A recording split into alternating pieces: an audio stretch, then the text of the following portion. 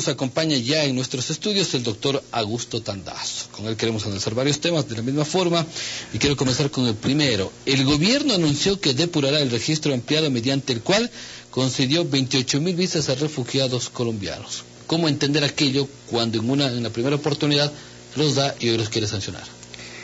A ver, yo creo y estoy absolutamente seguro que el Ecuador debe aprovechar esta ocasión para resolver de manera definitiva el tema de los refugiados. Yo estoy de acuerdo con lo que dice el ministro Arellano, ministro de Seguridad, en el sentido que hay que revisar el registro ampliado mediante el cual se otorgó visas 12-4 a miles de ciudadanos colombianos. Luis, el 98.2% de los refugiados en el país son colombianos. ¿El 98%? 98%. Okay. Cada mes la Cancillería ecuatoriana atiende un pedido promedio de 1.500 solicitudes de refugiados colombianos. 1.500 cada mes. Tiene asignado alrededor de 70 personas para atender este caso. O sea, el Ecuador se ha convertido como uno de los objetos prioritarios el atender este tipo de situación. Situación que es anómala.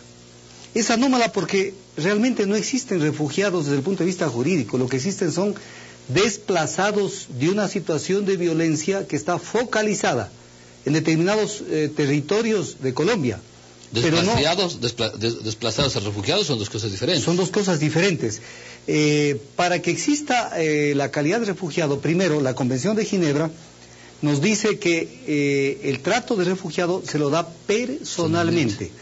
La Constitución Política de la República, en el artículo 41, dice de manera textual lo siguiente: el Estado, de manera excepcional, no de manera general ni regular, y cuando las circunstancias lo ameriten, reconocerá a un colectivo el estatuto de refugiado de acuerdo con la ley. Estamos ante el caso de refugiados colectivos, porque no estamos ante 4, 20, 50 refugiados colombianos que huyen por razones de raza, etnia, religión, persecución política. Estamos ante una cantidad de gente de Colombia que considera que económicamente es más atractivo vivir en el Ecuador, que considera que es mejor disputarle las plazas de trabajo a los ecuatorianos y que vienen acá al Ecuador a buscar ese tipo de situaciones afectando a los ecuatorianos. Pero además, creo que llegó el momento, a través de esta revisión del registro ampliado, de revisar la situación jurídica de cada uno de ellos, en el sentido de que tenemos que conocer su pasado judicial. Ahora, pero el representante de la ACNUR en el Ecuador pues lo mira al contrario, lo mira que la depuración de las visas sería incoherente. Y dice el representante de la ACNUR, además, de que es violatoria de la Convención de Ginebra. Ajá, es ilegal. De 1951. Yo aquí, como siempre, vuelvo a hacer un pedido a los medios de comunicación y al periodista que cubrió esa noticia.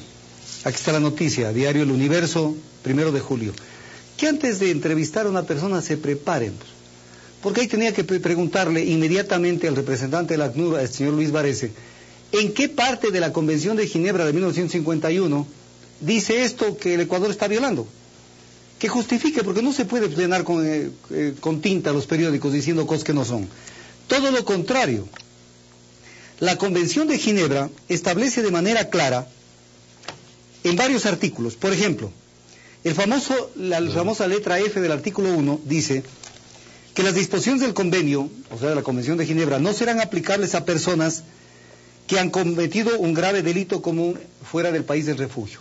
Es obvio que el Ecuador tiene que revisar ese registro ampliado porque hay más de un colombiano que, amparado en el estatuto de refugiado, es un delincuente común. Hay que ver su pasado judicial.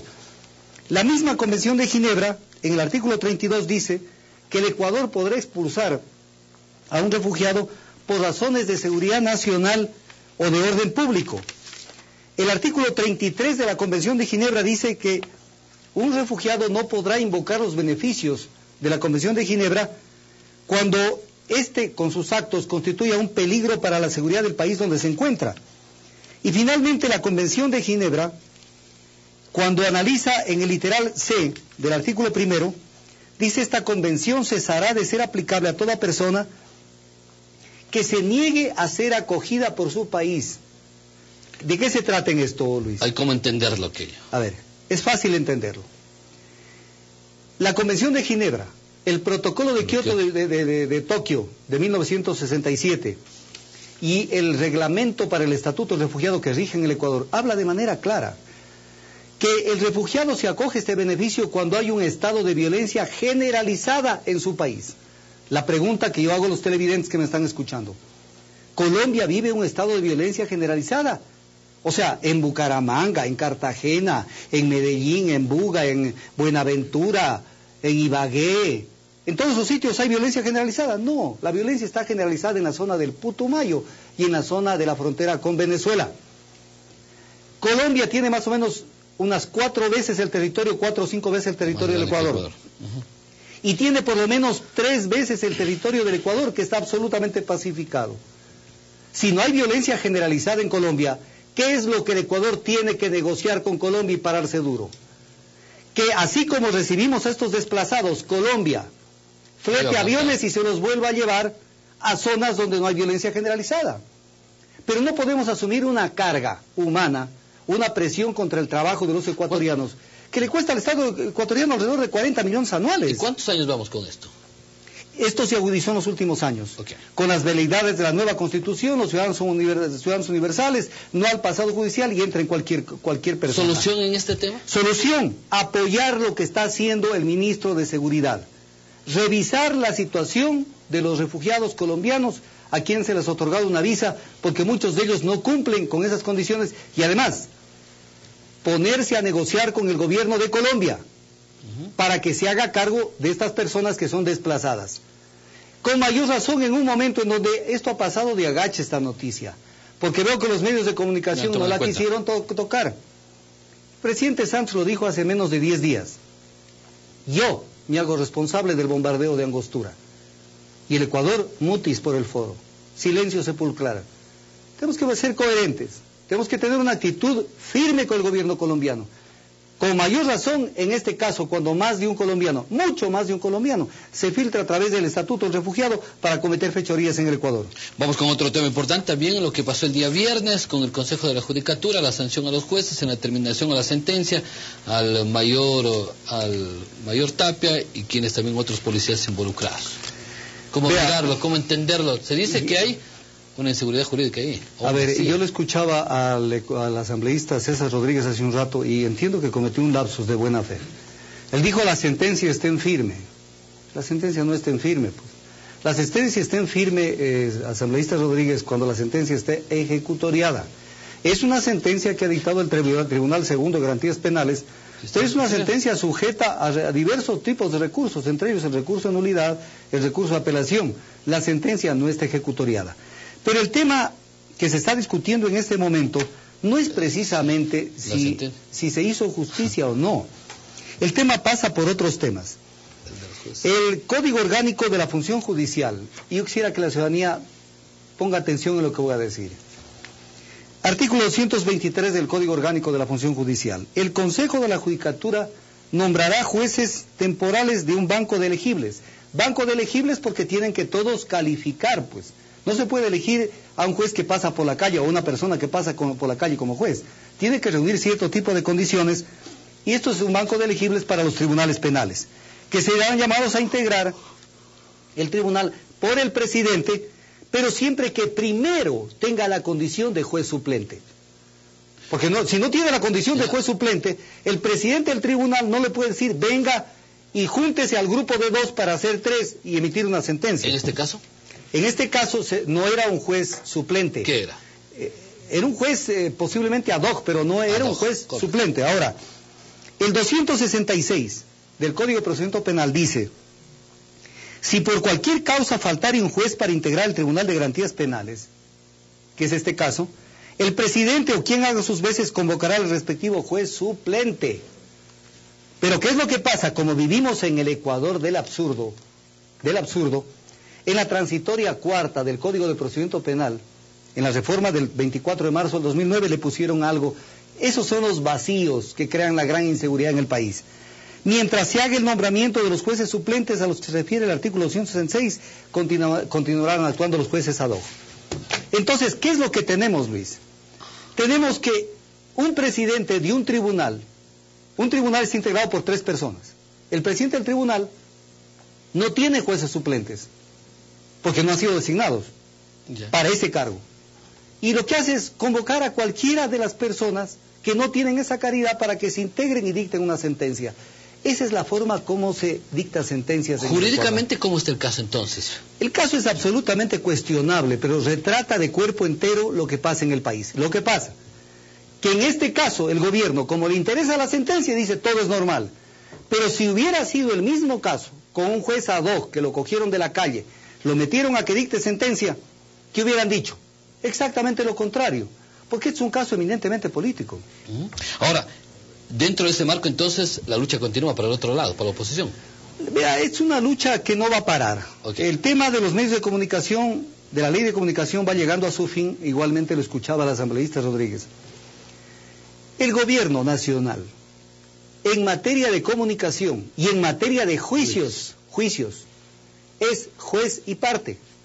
Juez y parte. Entonces, cuando vemos que el gobierno quiere controlar el Consejo de la Judicatura, como lo va a lograr, es porque es juez y parte y quiere tener el control para llevar las sentencias a donde ellos quieren. Y en el caso de los medios de comunicación, nadie genera más información que el gobierno por medio de las políticas públicas y de la contratación pública. Entonces les interesa controlar el Consejo de Regulación. Consejo de Regulación que busca fundamentalmente, esto es importante, en la vía administrativa, o sea, con la participación de actores del gobierno, busca sancionar a los medios. Cuando los medios tienen que ser analizados, y los periodistas en particular, en función de las violaciones que cometan frente al Código Penal, sancionados por jueces, no por personal administrativo dependiente del gobierno. Ese es el caso central. Si el gobierno nacional, en el caso de los medios de comunicación, no tuviera nada que ver con la información pública, perfecto que el gobierno diga yo quiero meterme para que haya una mejor información, para que haya un control de la información que salga a los medios. Pero da la casualidad que el principal actor de la vida política y de la contratación pública en el Ecuador es el gobierno nacional. De ahí el interés de controlar a través del Consejo de Regulación los medios, para de esa manera tener un control sobre la imagen pública. Y para finalizar, doctor, ¿cómo le mira el caso o cómo le comenta el tema que viene pasando en Venezuela con la crisis de su presidente Hugo Chávez? Vea, el caso de Chávez es exactamente lo que nos puede pasar a nosotros y es ejemplificativo. Se construyen gobiernos autoritarios y fundamentalmente gobiernos que parten de un predestinado. Porque en nuestros países supuestamente no hay más que uno para gobernar, porque el resto no tienen esa calidad. La bendición de Dios solamente recayó en la cabeza de una sola persona. ¿Qué pasa con Chávez? Entra en crisis su salud. ¿Qué puede pasar con la famosa revolución de Venezuela, la revolución bolivariana? Se desbarata, porque no se ha construido un proyecto político en base a ideologías, en base a planteamientos, en base a un plan programático. Se ha construido poder alrededor de una figura carismática y de una figura que es construida, entre comillas, por los medios afines al gobierno. Muy bien. Cae Chávez y desaparecerá todo lo que hizo Chávez, con las consecuencias que tendrá dentro de Venezuela y fuera de Venezuela por la gran enorme influencia que hace. Eso puede pasar en la medida en que en Ecuador se haga lo mismo. Por eso celebro, por ejemplo, lo dicho por el asambleísta Rodríguez. Ojalá en la elección de miembros de las comisiones y de presidente de la Asamblea Nacional exista pluralismo democrático. No puede decir que el señor Cordero sea el único que pueda manejar en este país la Asamblea Nacional. Tiene que haber relevamientos. El gobierno tiene que ser alternativo en todas las funciones del Estado. 7:33 a.m. El doctor Augusto Tandazo, nuestro analista, hemos analizado varios temas importantes.